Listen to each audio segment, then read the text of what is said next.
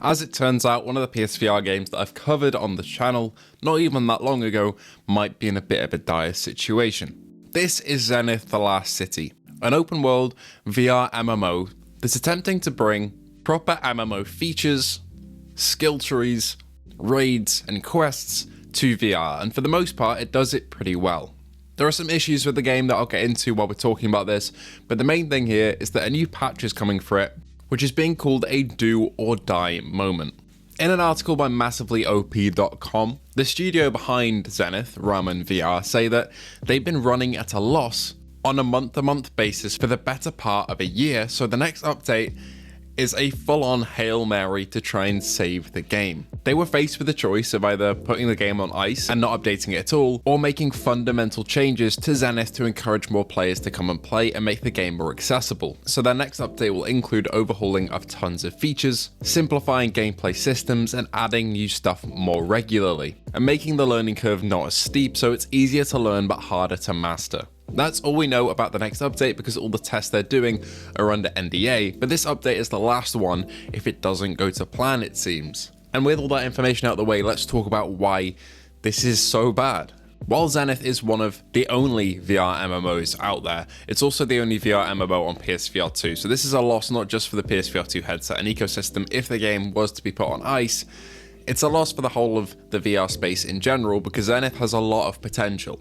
It's a game that I didn't exactly mesh with immediately when I played it, but I've done a couple videos on it on the channel and I have enjoyed my time every time I've come back to it. It's just that Zenith is a very tricky one to tackle as a new player especially. However, if the new update goes as planned, that might all change. Let me talk you through it. So essentially, Zenith has a ton of features in its world. You can choose many different classes, different skill trees of what you want to advance, different quest lines, and odd jobs to do around the world, a lot of places to explore, and a lot of leveling to do to level up, not to mention tons of raids you can do with other players, in-game voice chat to talk to other players as well, combat systems that are decently fleshed out, but they are meant to be overhauled in this next update, and a whole lot more. That sounds great on the surface, but my problem with Zenith when trying to get into it was that it felt like all of that was kind of thrown at you and not in a way that was very easy to learn. And I think that's one of the main problems of player retention with Zenith, because I know a lot of people who bought the game but don't really come back to it that often because of how demanding it can be. That certainly was the way that I saw it. While I enjoyed jumping back into it and occasionally exploring the world, fighting enemies and doing a couple quests, I never really had the time to commit to a VR MMO of this scale. And because I didn't have that time, it felt like the game world moved along without me a little bit, and whenever I'd come back, there'd be new things that I really just didn't understand. That is the nature of an MMO though, and that's where we got to talk about whether the failure of this game, if it does end up with that as the end point here, is down to design decisions made for Zenith, or whether just a VR MMO right now at least isn't that viable. Because is a game that demanding with that much content really accessible for the more casual VR audiences that just want to have a quick VR game here or there, which is actually quite a large part of the player base of PSVR2 and VR in general. I do think there is a crowd that can definitely get invested in games like this, and if I had more time that would probably be me. But yeah, there definitely are people out there who want to get invested in Zenith and other VR MMOs, but I feel like the mechanics in here need a bit of an overhaul, especially stuff like combat, which doesn't feel as weighty and impactful as it should, to really hook players in, and I'm hoping the next update is going to do that. This information came out on the 4th of January, so 2 days ago, so it is very, very fresh.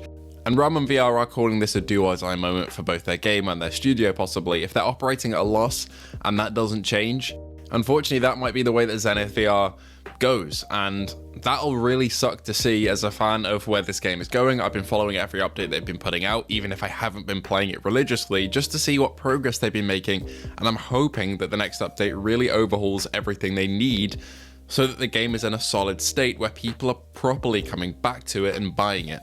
Because if not, we're losing one of the pillars of the VR community, which is VR MMOs. This is one of the only ones out there, and if it's gone, what other alternatives do we really have? Especially on PSVR2. I'm really hoping Ramen VR can pull this all together because Zenith VR has such a massive amount of potential. That's the main thing. Although all the systems may not be fleshed out and meshed together well for me as a player all of the time, I can see the potential is clearly there For such an amazing experience to be had, it just needs to be grasped. It needs to be fully realized, and to do that, they need player support. But to get that, they need to overhaul their systems in the next update, and hopefully everything goes well.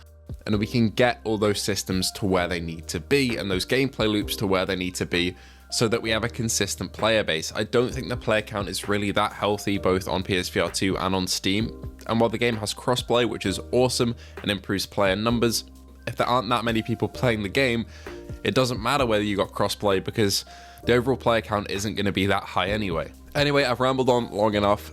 The long and short of it is, Zenith is in a little bit of trouble right now, and I'm hoping that the next update reinvigorates it and gets the player base back on with a lot more sales for the company, because I feel like this game has so much potential and I don't want to see it wasted.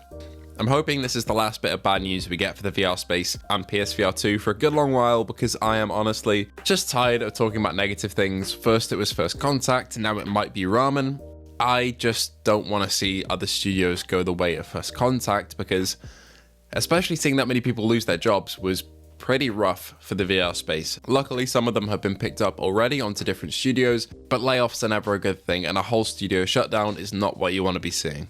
Anyway, thank you all for watching. If you did enjoy, even though this topic isn't very fun, please feel free to like and subscribe, and I will continue to keep you up to date on VR stuff, especially PSVR2, and I am looking forward to the rest of January when we've got a lot of different games up and coming for PSVR2 that I can't wait to cover. Anyway, thank you all for watching once again, and I'll see you all in the next video.